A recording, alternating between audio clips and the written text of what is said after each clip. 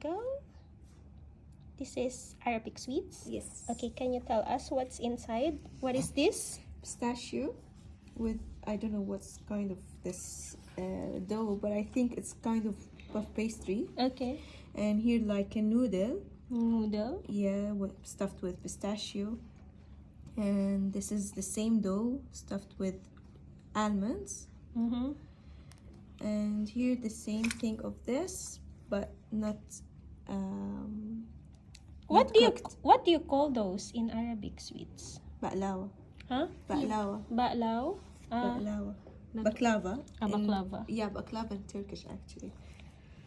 And next, this one. The same of this, and this one the same of this, but not crushed. The pistachio not crushed, and also the noodle not crushed. Yes, and this is the same dough but stuffed with almonds with sugar syrup, so sticky. Sugar